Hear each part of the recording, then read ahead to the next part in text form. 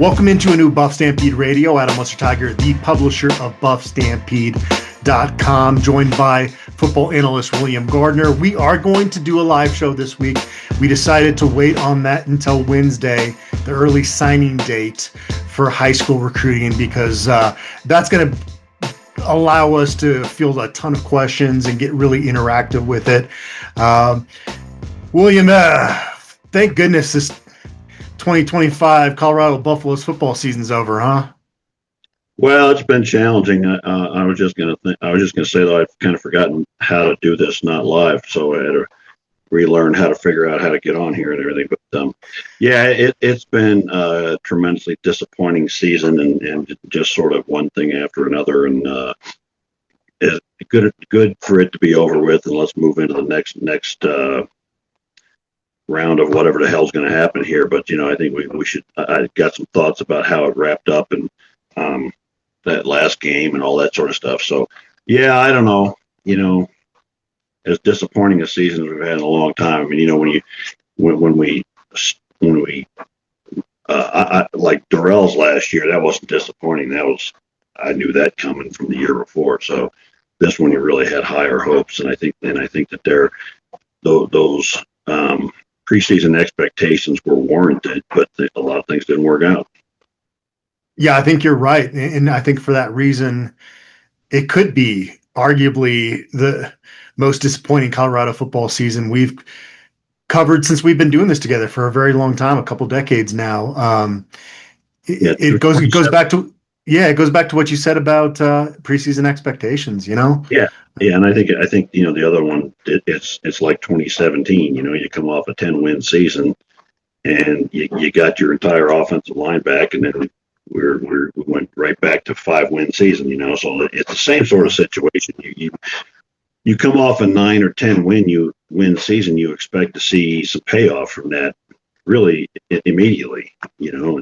And I don't know, it's not that hard to stay bowl eligible at 6 wins anymore. I try not to fall too much into the recency bias, but even 2018 was pretty rough because Colorado was 5-2, up 28 points at halftime at home against Oregon State. And it's like, it's not even it was 99.999% chance they were going to a bowl game that year. Yeah.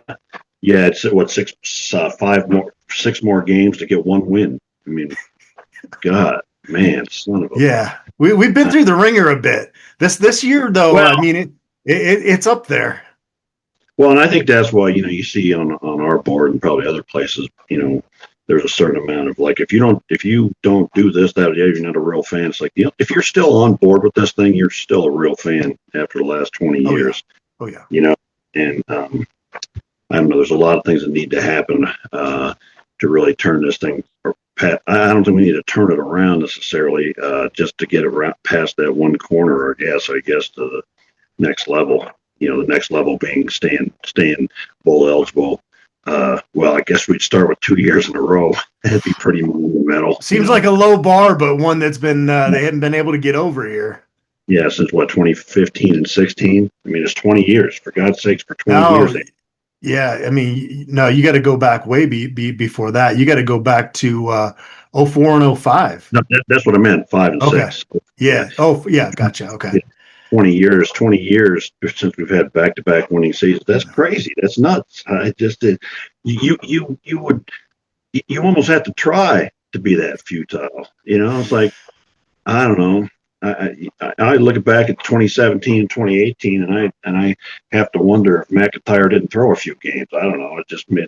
No, he didn't do that. But no, I'm saying it tongue in cheek. I don't really, I don't share the great love for McIntyre. I think he screwed those kids that he coached, in sort of the same way that Prime's doing now with having his friends as coaches rather than good coaches. But I'm just saying,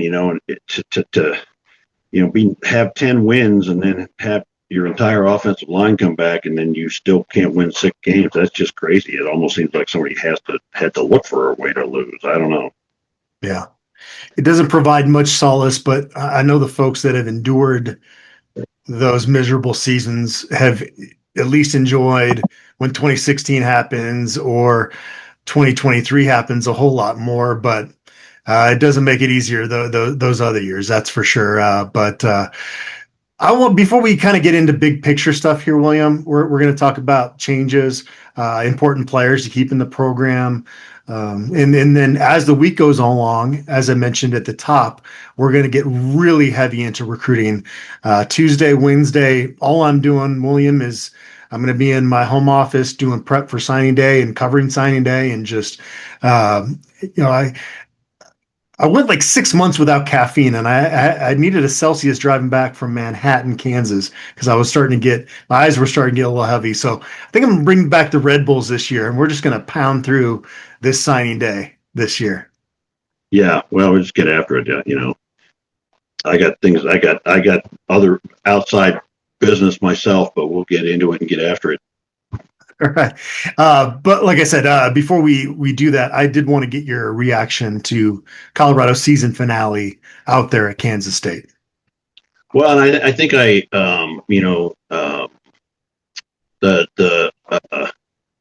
really it's I would call it, I look at it as sort of the last two games, or at least the last two out of the last three games, we were at least competitive.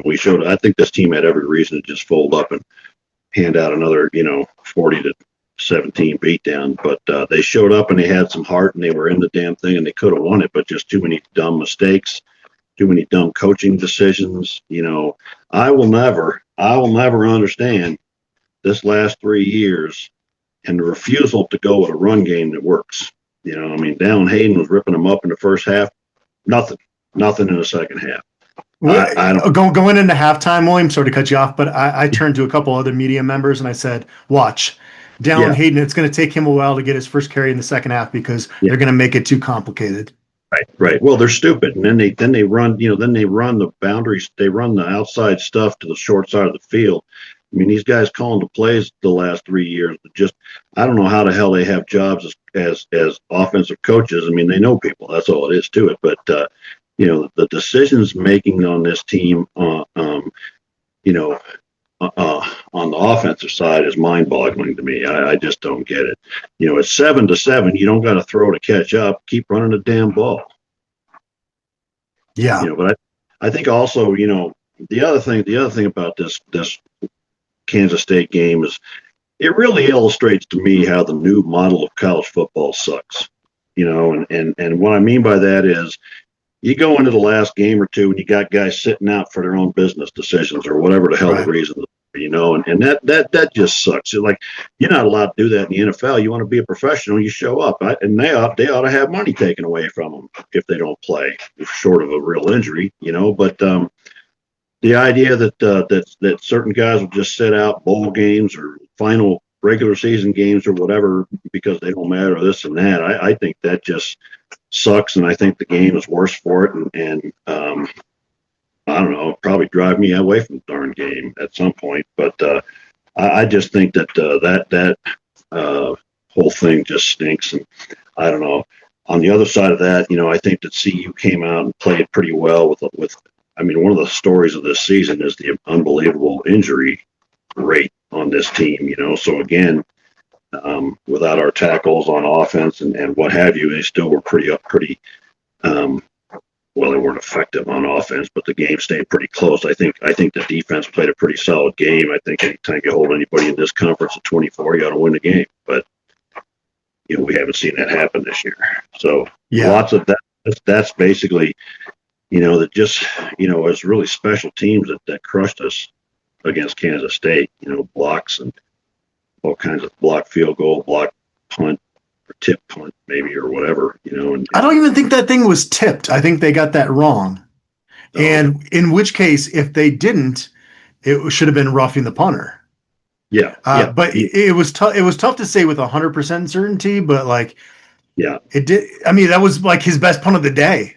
And you didn't see the ball completely change directions or trajectory or anything coming off the foot. So I think it was really close. Maybe if anything, it might have been like a fingernail, on that thing. But that was one of the.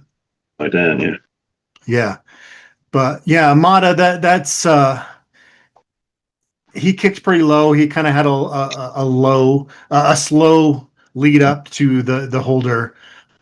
He still ended up, I think, as Colorado's all-time leader in terms of field goal percentage for a career, which is kind of crazy. But nobody will give him credit for that. They'll, it's like who was that linebacker we had under McIntyre? Rick Gamboa. Who was a damn good linebacker, and everybody hates his guts because they think, well, he's no good. And I don't know. Most people don't understand a damn thing about the game, and so they'll think Mata sucks, and that's too bad. But for better or for worse, at least his time is over, and we'll move on. Yeah, the only problem there was just the range part of it. Sometimes it puts you in difficult decisions if you're, at the 30-yard line on fourth down. And there were times that Colorado would go for it when if you had, a kicker that was solid from 52 and in, that you would have made those decisions. But Alejandro Mata is the least of Colorado's problems in 2025. Yeah, I'll say that. Yeah, and I think there's a lot of things that happened, and I kind of made a list of things that what went wrong with this year and what needs to change to fix it. I start with what went wrong, and I think there was things that happened at every level. I think we started out. I think one thing that Coach Prime really has to change is he's got to have a bigger roster of legit players. And I don't know where he wound it up at the beginning of the season, but I don't think he had 60 scholarship guys. And you just run out of people, and especially in the portal era, you need to get more guys in here and have a full roster and whatever. They're not all going to be, superstars, but, I don't think anybody could have foreseen, for example, what happened to the defensive line, but they should have had a few more guys in that rotation anyway. I think that, maybe a different quarterback, and we have a different result this season. A different veteran quarterback. I don't think Juju was ready until late in the season. So maybe that's a guy. I think if we had a couple of real serious inside linebackers, we get a couple more wins. Mm-hmm. It's really that close. I think. An offense, and I think our coaching was just atrocious all season long in terms of not only teaching and fundamentals, but also the play calling was just crazy on offense. So I don't know. I think, like I said, a better quarterback and a couple of linebackers and maybe one more safety, and this thing's we're maybe looking at 6 or 7 wins. You're 100% right. And Brian Howell was the first to point this out on Saturday, is that 6 of their losses, because they only got blown out a couple times, they were right in position to win football games. And as he said, you win half of those. You go 3-3 in those close football games, you're a bowl team this year. And so it really was not that much difference. You can't compare this season to 22 from a competitive standpoint. You can compare it from a disappointment standpoint, but not from a competitive standpoint. Yeah, and I think that like I said, those 1 or 2 players can make a huge difference. And I know people followed up Brian's point with things like they don't have any heart. They're out of shape or whatever, things like that. I don't know. I'd have to go back and really look at those games to decide why I thought they weren't able to pull it out. But I think one of it is, we had some failures. We had a lot of failures, I think, in our portal class, some of them in terms of talent, but we didn't bring in anybody that was a leader, or we didn't have anybody that was really a leader on this. Some, but not enough. Yeah. Like Tawfiq Byard, obviously. And right. But not, and not enough, and not, nobody on the offense that I can think of that stepped up and was that kind of a leader. And, we didn't, I don't know, we'll go back to this, and I'm sorry, Coach Prime, but we didn't have an identity, man. Never had one all season long. And I think that matters, what we're missing, you look back at last year, a lot of people will say, well, it's just, we lost Shador and we lost, Travis, and maybe with those 2 guys, that makes a difference. But we also lost, BJ Green, and we lost, Nakai Hill Green, and we lost Devontae Bentley, and we lost the safety. Shiloh? No. Well, Shiloh. Cam, someone, Craig. Yeah. Obviously, Sam, Cam. So it's more than just two guys, I think. And they didn't replace those guys in the off season. I still wonder. We will never have. There's no way to quantify how much it meant that Coach Prime was out with cancer for all that time. They didn't do that leadership retreat that they did the year before, which I think made a big difference. Coach Prime will say, well, my coaches did their job when he was gone, but you know what? That's not human nature. Maybe they did, maybe they didn't, maybe they fought with each other. I think they thought they were, but the results, this is a results-based business, obviously, right. And the results do not show that was the case. Yeah, but I think at the end of the day, like by that last game, we were starting to run out of players, and I mean just plain bodies almost, given the injury situation and the sitting out for NIL reasons. Which, quite frankly, if you sat out for NIL reasons, I got no use for you. But going back to that real quick, that's on the NCAA. Back when the Ed O'Bannon case took place, it would have been pretty easy, I think, for them to go, okay, we got to go full cost of attendance. We got to increase these stipends a little bit. They had such stupid rules, even for like walk-ons or for like snacks, that there could be bagels, but you couldn't put cream cheese on them. If they didn't play these stupid games, if they weren't that greedy, it never would have gotten to this case, because full cost of attendance with train table and gear and trips back home that are paid for. That stuff is what was the issue that was not happening back when student athletes were, kind of banding together to try to fix this. And so it's unfortunate, and there's no way to go back now. But it would have been just such a simple solution 20 years ago to be able to figure this out. Yeah, and I think the NIL benefits some players, it doesn't benefit all players, and the top 10 teams are going to be the ones where all their players benefit from it in some form, because they got better players, so you have to buy a team in the modern age. I don't think you have to go as far as Texas Tech, but you got to make good choices in your recruitment in the portal. And I think you got to be more serious about high school recruiting than Coach Prime has been. And you got to have good coaching, man. Like Utah, they're not spending, correct me if I'm wrong, they're not spending substantially more than us, but they got a good program and they got good coaches, so they win games. Yeah. I mean, it's got to be a combination of all those things. You got to have players, but you also got to have good coaching, and so too few players on the roster, I think, ended up being a big deal for us towards the end of the season. Yeah, no doubt. Well, when I came back from my trip out to Kansas State, William, I throw something away from my trip, and at the top of our trash bag in the family house is a Taco Bell bag.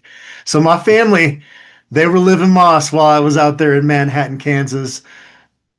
Fall is upon us and the weather is getting colder, so Taco Bell has decided to bring the heat. For a limited time, you can get Taco Bell's new Flamin' Hot Frito Grilled Cheese Burrito. Grilled cheese burritos are a fan favorite, and this edition takes it up a notch with a new spicy Flamin' Hot rice and crunchy Flamin' Hot Fritos. Loaded with seasonal ground beef, sour cream, and cheese melted on the inside and outside of the tortilla, this burrito will be sure to be a delight. The Buffs box at participating Colorado Taco Bell locations was such a hit that they are running out at this point. So thanks to everybody that supported your local Colorado Taco Bell, and by extension, helping out CU. Taco Bell has donated $1,000 to the Golden Buffalo Scholarship Foundation for every CU touchdown scored in 2025. That's 24 touchdowns, equaling $24K given to the Golden Buffalo Scholarship Fund so far, with 3 games left. And the support from Taco Bell has not stopped there. The Taco Bell Foundation donated $500,000 to the Crawford Whole Student Athlete Scholarship Program at the University of Colorado. Besides promoting the Buffs via the in-store promotions, this was a significant donation to the university. It shows Taco Bell is making a difference in the lives of CU students. Live Moss at Taco Bell. Is your business growing but not quite ready for a full-time CFO? Macaulay Capital offers fractional CFO services for companies doing more than $3 million in annual revenue. You get expert financial leadership without the full cost. Learn more about how you can improve your business's profitability and cash management at MacaulayCapital.com. If you know Boulder, you know the Hungry Toad. We've been serving this town since 1991, long before the lines on Pearl Street. Just north of campus, we're your local British pub with proper fish and chips, quality burgers, a scratch kitchen, real English cask ale, and no tourist fluff. We support CU football, women's soccer, and the loyal fans who keep it local. Coach Prime said after the season finale that changes are coming. I asked him if he expects them to come quickly. He said, yes, sir. He said changes are going to include himself. That prompted some people to come out on social media with some wild speculation that he's going to try to replace Rick George. And I'm like, no, he's not trying to be an athletic director. He's a football coach. And I hope that means that he's going to do in-home visits with transfer recruits, because I think it's even more important with transfers because of how quickly that comes together, William. It's like this process where you have to vet things within like days. And if Coach Prime is the one vetting these situations, it's going to work out better on the other side when they get to campus. Yeah. Now, prep recruits, they can come out to Boulder 3-4 times, 5, 6, 7, 8 times if they're closer. During the course of the process, you kind of get through that. With transfers, though, like if Coach Prime can get out there, I think for me that would be, outside of coaching changes, the number one thing I'd like to see change from this Coach Prime era, just in terms of his involvement. Well, and I think you just take his words at face value when he says there are going to be changes, including me. I mean, I think he's a guy that's competitive and learns from his mistakes. And I've been saying this for the whole 3 years he's been here, that he's competitive and he learns from his mistakes and he wants to be better and he really, truly wants to be good. So, when he says that there's going to be changes, to me, I take that to mean, changes within himself as a coach and how he approaches things. I mean, clearly he's got to get better at time management on the sidelines. He's got to get better coaches on his coaching staff. They got to get better at teaching, technique and having a plan on offense and defense. So I would just take that at face value that his changes are going to be in terms of what he's going to do as a head coach. And to me, the number one key to me is getting a real coaching staff in there. And there's a handful of guys I'd keep around, but some of them I'd get rid of. And then he's got to go out and re-recruit guys on his team and we got a hell of a good base of players coming back if we can keep them here, So he's got to start with that, and then, like you said, he's got to get out of Boulder and go out and see some of these guys. Our next transfer class has to be both bigger and better, and he's got to meet these early and decide whether they're going to be real leaders or people that tear things apart. And I think they missed on some of that stuff, Yeah. That's a big deal. I think they got to get more serious about the recruiting. I think, quite frankly, Coach Prime needs to raise money, man. He's got money himself, and everybody he knows practically is a millionaire. There's no reason why there shouldn't be some input from him and his friends or whatever to the program, both in terms of coaches' salaries and NIL and whatever. So I think there's a lot of things there, but he's got to get started. I mean, the recruiting class this week on Wednesday is pretty much baked in, unless there's surprises at this point, where they got to sign those guys. And then, there could be one or two. We'll get into that. But yeah, nothing too crazy. You're not signing a 25-man class at this point. I can guarantee that. Yeah, and it's not like you're hey, we didn't know about it, but we signed the number one guy in the class, so. But so that's just what it is this particular season, and then they got to get real serious about this portal this time around, especially when there's only one, and they got to fill up this team. When you talk about the most important buffs to keep around in the program in 2026, you got to start with Julian Lewis, right? But he's already come out and said that he's a buff through and through, were his words, and so we're not worried about that. Tawfiq Bayard at safety, leader of the defense. Kind of an extension of Cameron Simlin-Craig. You brought him up earlier in this podcast. Yeah. He's so similar. That dude should not have been out there on Saturday. He's such a warrior. Yeah. He was banged up a couple times. He kept going back out there. I think he only got 15 snaps in, but it was like, dude, you just got to get to this offseason, man. I applaud your willingness to be a leader and try to be an example for other guys, but like you just got to get your body right. He broke his freaking hand and came back in a game earlier this year. Yeah, he's only a sophomore too, so he'll grow in all respects, both as a player and as a leader. It's hard to be a team leader as a sophomore, so I think he'll be even better at that next year. But he's got to recruit other guys as leaders and get more leadership. But and I think that again, having Coach Prime around full time in this off season could make a big difference. You look back at year one under Coach Prime and really talent issues on the offensive line and whatever aside, the biggest issue was lack of chemistry and leadership, right? And so they fixed it the next year. So we'll see, that they need to fix it again, but then they need to not have it be an every other year thing, Right. And that's a potential problem if you're reloading with the portal every year, so you have to be real careful about the guys you bring in, whatever. I mean, I think that, like they brought in a bunch of guys on the offensive line who were big, bad warrior types, and that worked out pretty well.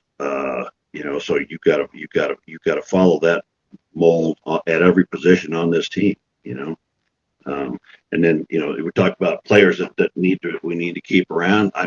Obviously Jordan Seaton, the guy that they're going to have to re-recruit and keep him here. I think it's easier to find a good left tackle, but than it is a quarterback. But if you got Juju and you've got Jordan Seaton, you've got to start at a pretty decent offense. And then by the same token, Omarion Miller and Draylon Miller and those guys, and I don't have any. Joseph Williams is a guy I would throw in there. He's actually kind of Coach Prime says that he's got to sometimes wring his neck a little bit because you got to reel him back in from time to time. But he's got a big personality. He could be a leader in that group. He's young. Right. He came in as a redshirt freshman, and now he's a redshirt sophomore. So as he matures, I think he's going to be a really big voice in that room. Yeah, and the two freshmen both had big things this season at wide receiver. So, you keep that wide receiver room intact. You got the running backs all come back except Simeon Price. And so but I still would like to see us bring in another couple of running backs still, and so. Simeon might be able to apply for a medical hardship, which would be nice. Yeah. That would be fantastic. And I hope he gets it because he was really kind of coming into his own before he got hurt. So, there's a lot of guys that's a really, really positive, base of players, who's the most important to keep around. We've kind of named a few of them. Obviously, London Merritt and Alexander McPherson, are your starting edge guys. I think Quincy Wiggins still has a hell of a lot of good ahead of him if he didn't have to play defensive tackle, Yeah. So, Brandon Davis-Swain is a guy that folks in the program are excited about. How is it taking this long for you to get to the offensive line? Oh, yeah, you did say Seaton. You did, yeah. But I think the key to that offensive line is there's a lot of guys returning. Yaya, I don't think Yaya to me. Oh, he's bought in. He's a future NFL player. There's no question he's staying. So I didn't mention. Yeah. No, I get that. Yeah, because he's kicking ass now.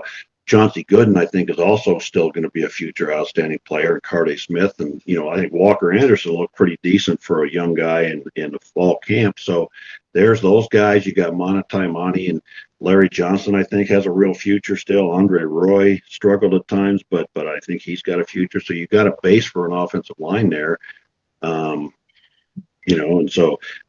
Keeping those guys intact and bringing in another 4 or 5 guys, and all of a sudden you got a pretty good offensive line.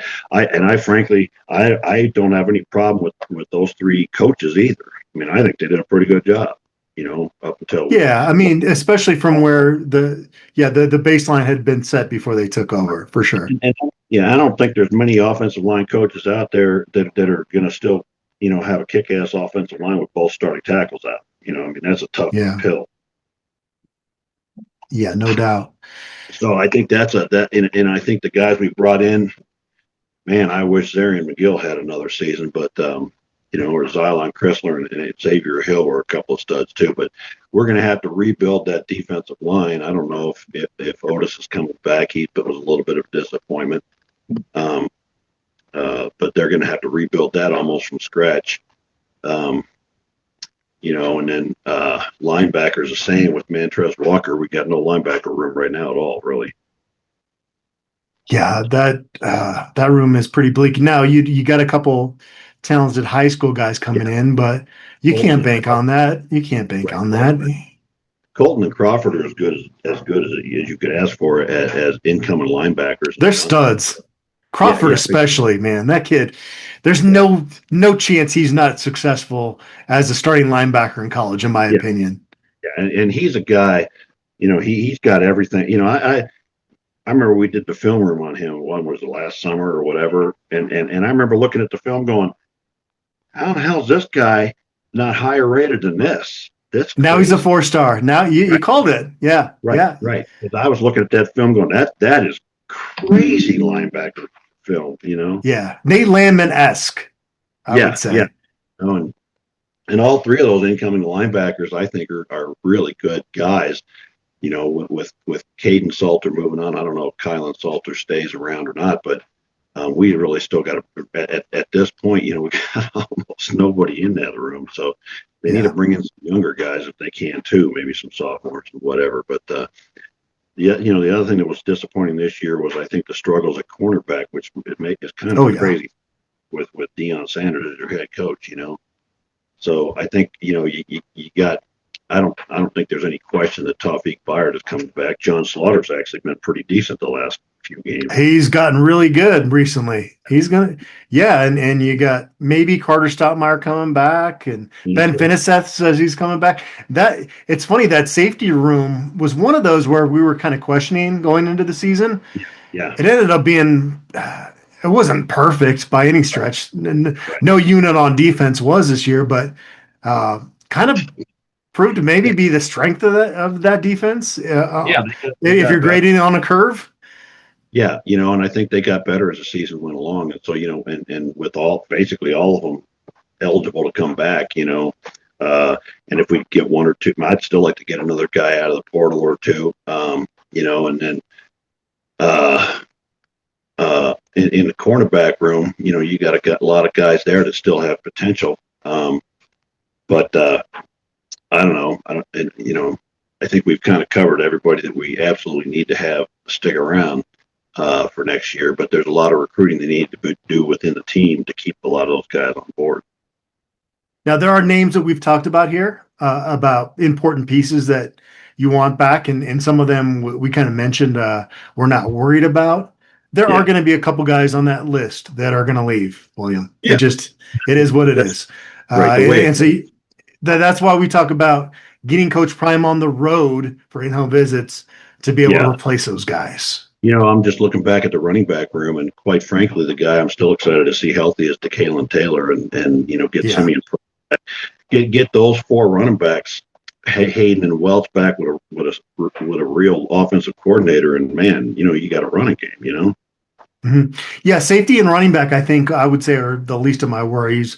And QB1, I think Julian's gonna the trajectory he's been on has been not necessarily 2 steps forward, 1 step back. It hasn't necessarily been completely linear, but it's been enough forward progress in the last year to really feel like he's starting to get what it's like to be QB1 at this level.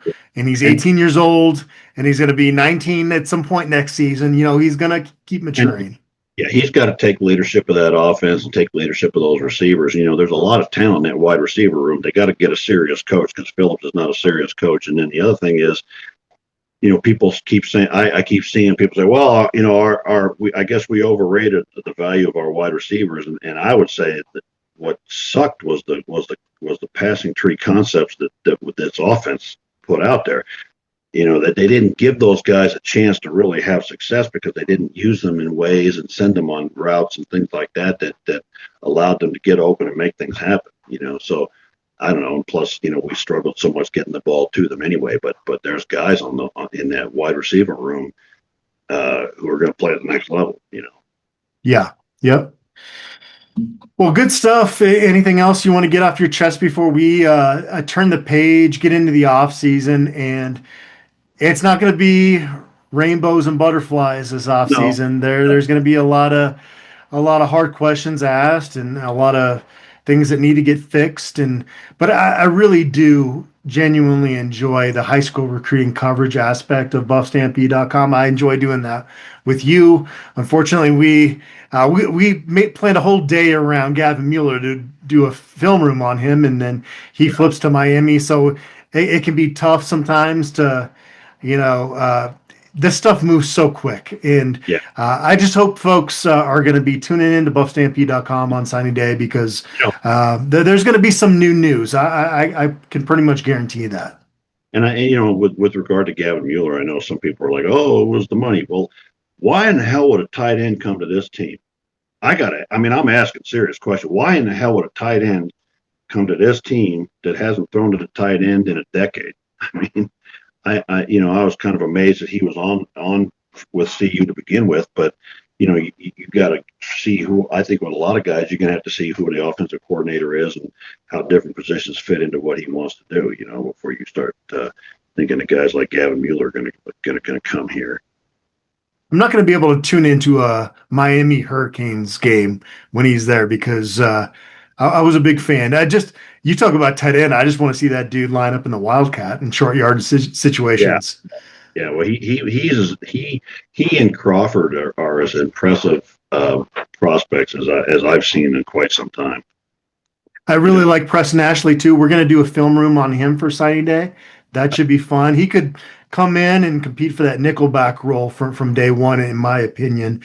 Again, it's always hard when these true freshmen come on campus, because there's this acclimation period, but then you've got other guys like an Addison Gillum that just come firing out of the chutes at linebacker from day one at an All-American level. You just never know.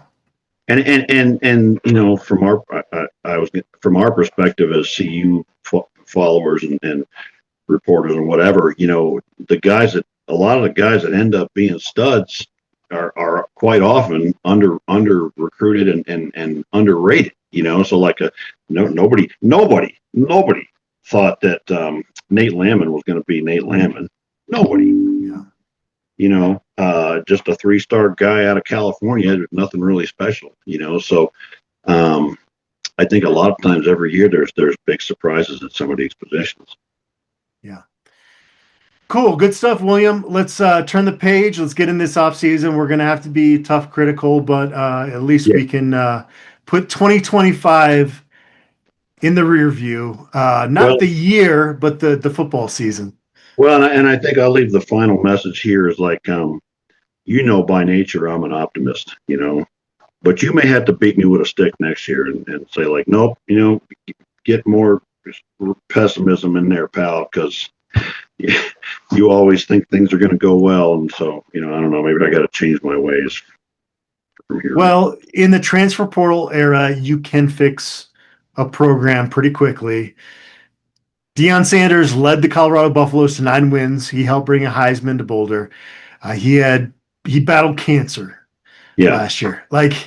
There's been a lot of stuff going on, and there's no way I'm going to tell a Colorado fan, don't be frustrated. Be pissed off. You should be. You should be absolutely, absolutely pissed off. But it doesn't mean that 2026 is going to be a disaster. It just doesn't guarantee that.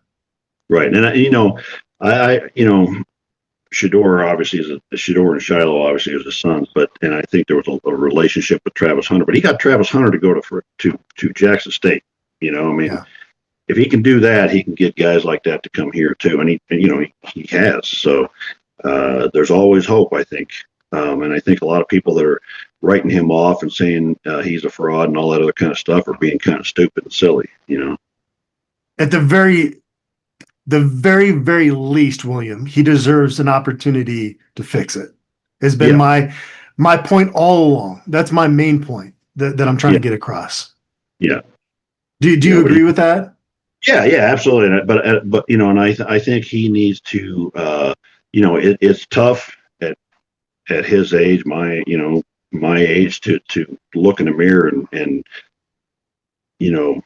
say, here's all the things I'm doing wrong, and I got to fix them. That's what he's got to do. He says he does that every day. So we'll see. He's got to have some humility, and look at some of that, and he's got to stop employing his friends. He's got to start getting serious coaches. We'll leave it there. We'll come back with a lot of recruiting content later this week. Appreciate everybody out there for tuning in. And William, of course, appreciate you as always. And always loving doing it.